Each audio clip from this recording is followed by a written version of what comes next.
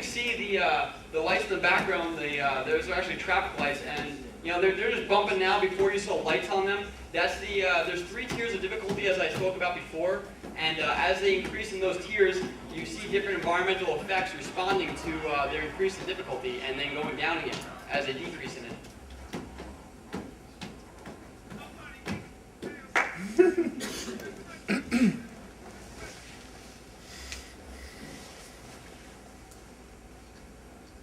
Alright, why don't we turn the music back on and let you guys just play.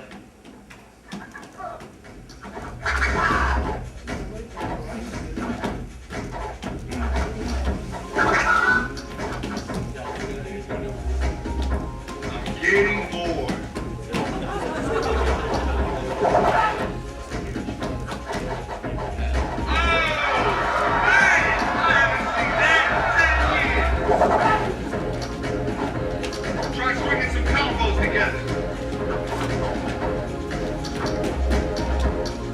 Your approach.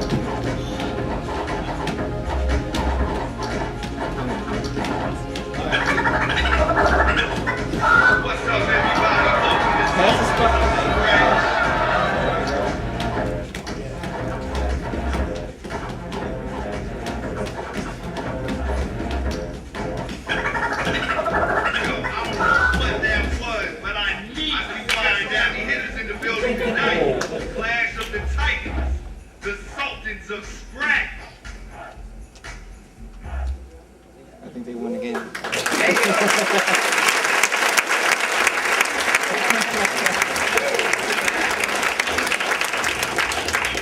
Alright, so now I think we'll move to the Q&A part of the presentation. So I'll take any questions. Alright.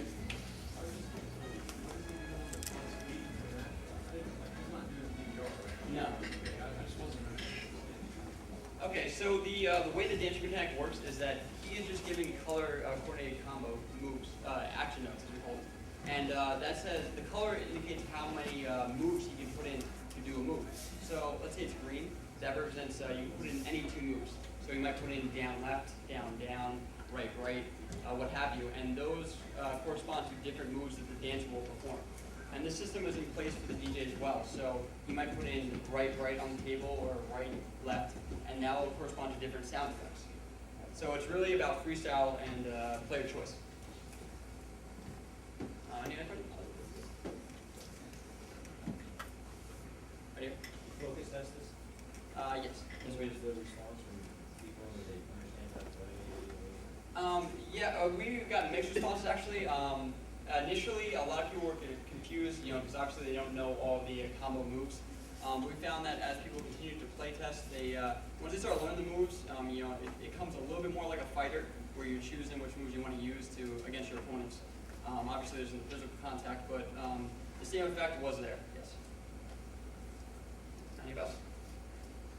How long did it take to make the game? We started at the end of January, so about 6 or 7 months. Yeah, 6 years, yes. Real time, man hours. Any questions? Way back there? Did you?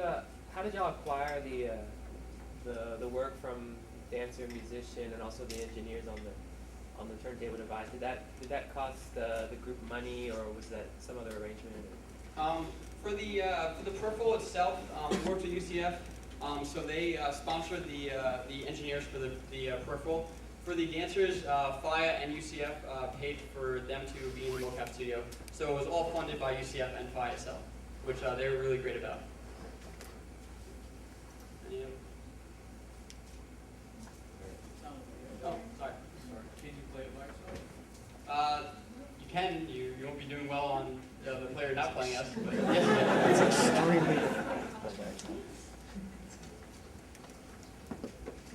right there. Did you run into any issues going from the mocap and to the satellite character?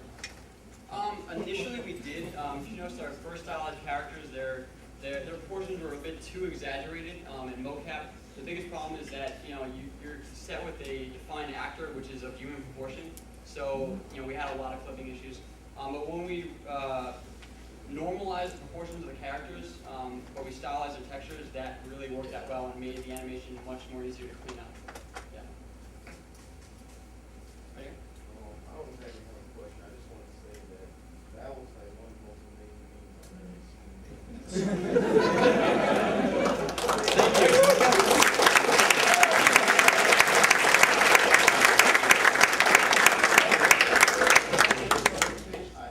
I hate the game because they had DDR arrows falling down, and I remember talking to him, telling him that I hated arrows falling down. And what you made here was, it's just amazing. I don't know what to say about it. Because you guys did a fantastic job. Thank you very much. This is you. I don't have a question either. I was just gonna say what he said. I was like, so that's just amazing. Thank you very much.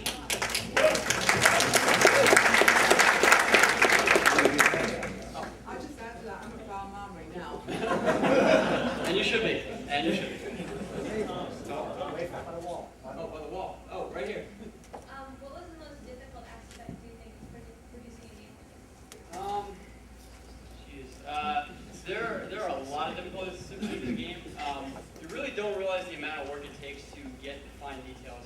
I mean, when you're looking at a game like this all day for 6-7 months, you really start to say, oh, that's good enough, that's good enough. And at the end of the day, you're not the ones that are going to be playing the game, someone else is. So you really have to put forth the extra effort to go back and polish it and make it presentable for everyone else. So I think going back and really put forward your best effort is the most difficult part.